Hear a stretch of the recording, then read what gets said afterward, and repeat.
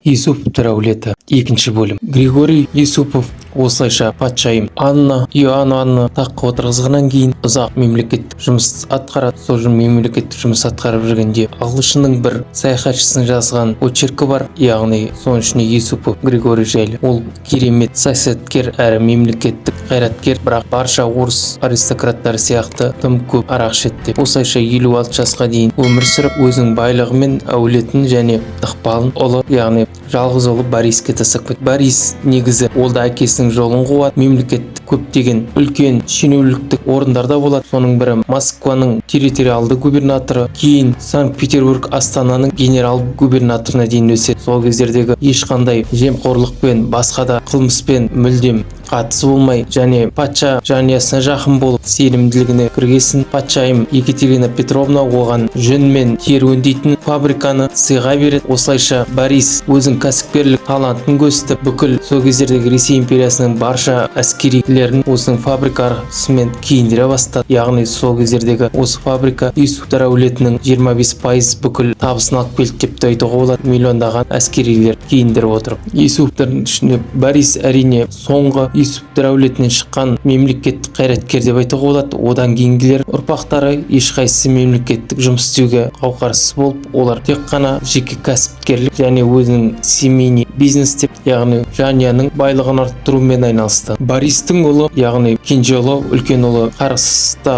айтқандай жоғарыда айтып кеткен бірінші бөлімде Юсуповтардың қарғысы Николай, ол өнерге, мәдениетке көп көңіл бөледі, яғни сол салада өзінің көптеген талантты адамдармен араласады. Соның бірі мысалға Вольтермен, Дидромен үнемі достасып хат жазып отқан, Италияның, Францияның көптеген суретшілерімен және жазушы ақындармен үнемі жеке таныс болып араласқан. Бұның жеке коллекциясын есептегенде негізі әлемдегі шектеулі бай адамдардың айтуға да болады. Бұндай коллекцияларын қол жеткізу тарихта бар ма жоқ па бұндай адам, өйткені бұның коллекциясы қазіргі Ресейдің Третьяков және басқа да көптеген мұражайлардың коллекциясынан 2 есе деп суреттейді. Яғни көптеген коллекциялардың көбісі жартысын кезінде Европаға алып кеткен, жартысы Ресейде қалған. Сондықтан оның толыққанды қанша мыңдаған картиналар бар. Соның ішіндегі Европаның құнды суретшілерінің картиналары бар екен, көптеген аңыздар жүреді және көптеген дәлелсіз әлі дәлелдемеген болжамдар бар. Николай негізінде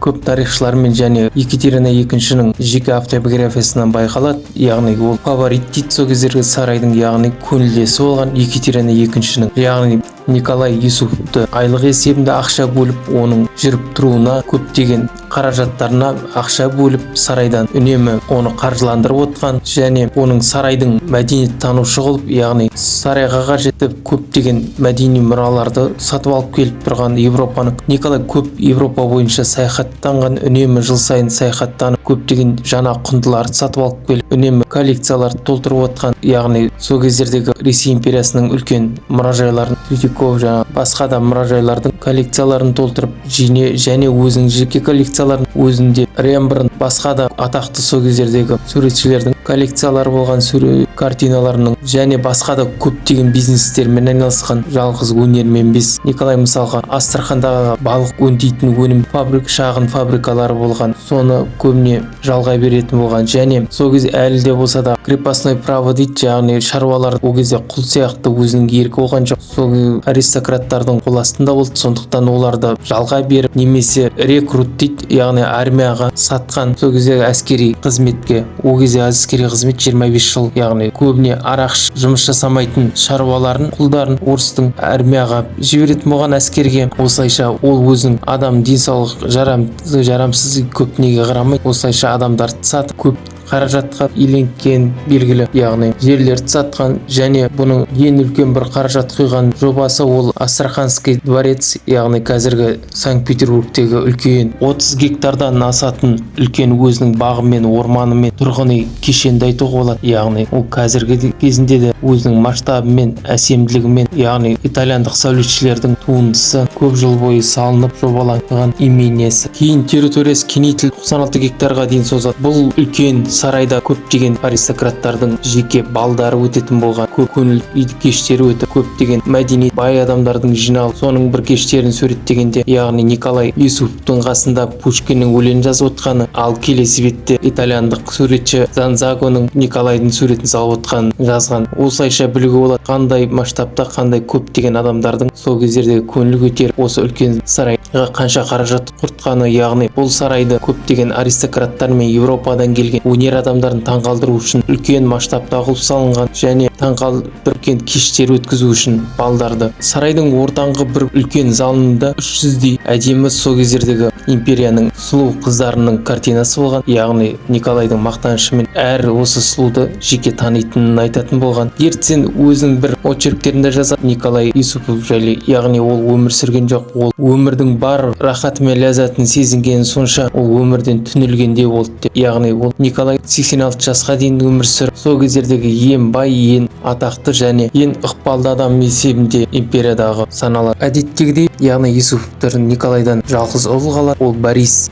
Әкесі сияқты мінезі өте тұйық болады, жабық болады. Әкесі сияқты ашық, жан-жақ адамдармен сөйлесу өте қиындау болады Борис үшін, бірақ Борис өте тиянақты адам болып қалыптасады. Әкесінің көптеген той-томалақтар мен көптеген балдар өткізген кездерде кейде жаман әдеті болады, яғни қарызға алу. Әкесі өлгеннен кейін 2 миллиард қазіргі есептегенде, яғни сол кездердегі алтын, ақш, күміс ақшалармен есептегенде қазіргі кезде 2 миллиард рубльге теңдей қарызбен қалдырып кетеді. Бірақ Бористің ақылдығымен және үнемшілдігінің арқасында оны бүкіл қарызын төлеп және ол қаражатты 10 есе көбейтеді. Оның бір сырларының бірі үлкен үнемшілдікке айналады, яғни Архангельский имениясын, яғни атақты ең үлкен көп қаражат шығын ұстап отқан, оны бөліп сатып жібереді. Әкесінен қалған 40 мың құл, яғни шаруалардың көбісін да сата бастайды және өзінің көптеген қаражаттарын аз қылып көстіп, аз салық төлей бастайды. Содан кейін басқа, негізі Борис Павел біріншінің кіндік баласы, яғни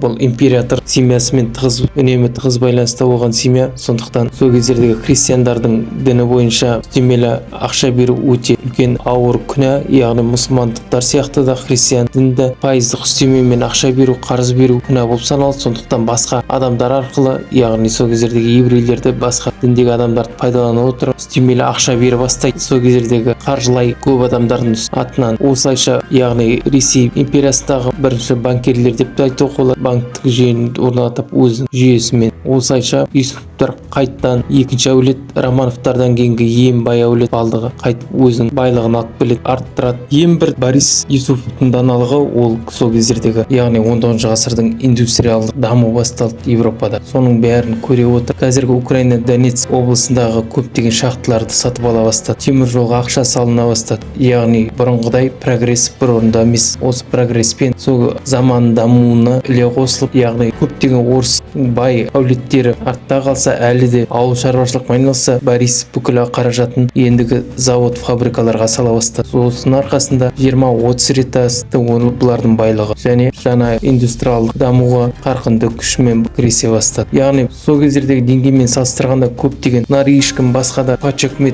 үкіметі, соның ішіне патшаның жеке жанұясына жақын туысқандары, жақын семьялар, көбісі жай ғана имениялар, яғни шаруалары бар, тек ауыл шаруашылықпен айналысады болса, ал Юсуповтар бұл жоғарғы индустриалды жанұя, яғни бұлар банк, қаржылық және жаңа фабрика, заводтарды басқарған, қазіргі сөзбен айтқан миллиардерлер семьясы болып жоғарғы тап. Бұлар өз заманының уақытлы деңгейлі ақша қаражат құйып керемет туған мүмкіндіктерді жіберген емес. Бірақ Бористе бірінші алған әйелі ерте қайтып, нарышкиндер семьясынан, бұлар негізі патша үкіметінің ең жақын әулеттердің бірі нарышкиндер, содан өзінен 15 жас кіші қызын алады, бірақ қайтадан қарғысты бәрі біледі. Сондықтан бір ғана баласы дүниеге келеді де қалғандары шетінеп кете береді. Әйелі айқай шу шығарды, енді тумай басқа әйел ал, көңілде ұста деп. Осылайша кейінгі Бористің немересі өзінің очерктерінде жазады, яғни атасы мен әжесі өз беттерімен өмір сүрді, ерлі-зайыпты болғанмен бір-бірінің жеке өмірлерін тығып көңілдестер ұстады. Яғни өзінің әжесімен сол Николай бірінші және басқа да Европадағы Наполеон үшінші көңілдесі болды деп. Бірақ соңғы өмірін француз бір офицермен қашып кетіп, француз офицеріне Францияда бір имение сатып алып, екеуі сояқтады деген. Осылайша жоғарыда айтып кеткендей, яғни 19 ғасырда Ресей аристократтары, байлардың көбісі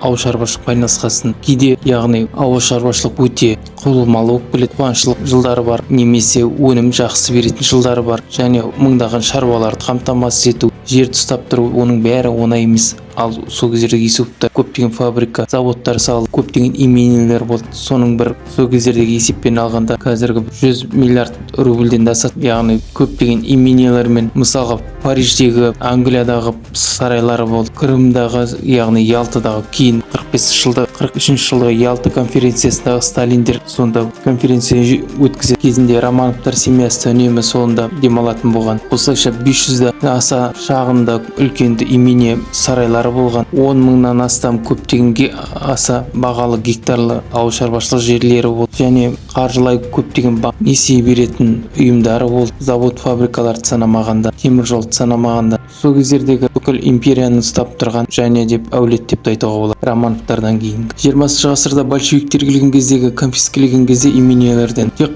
Москвадағы именесінен 8 тонна неше түрлі аса құнды кітаптар коллекциядан, картиналар 4-5 мыңнан асатын, 100 мыңнан астам аса құнды музыкалық аспаптар және қару-жарақтар 100-ден аса комплектті көптеген бағалы заттарды тәркілейді. Ең құнды бұл негізі Клеопатраның маржан тасы болып табылады. Маржан тасты 1894 жылы Швейцария Женева қаласында көрді деп айтты. Осы сол кездегі есеп бойынша 1 миллиард рубльге тең болады. Ол осы маржанды өздерімен бір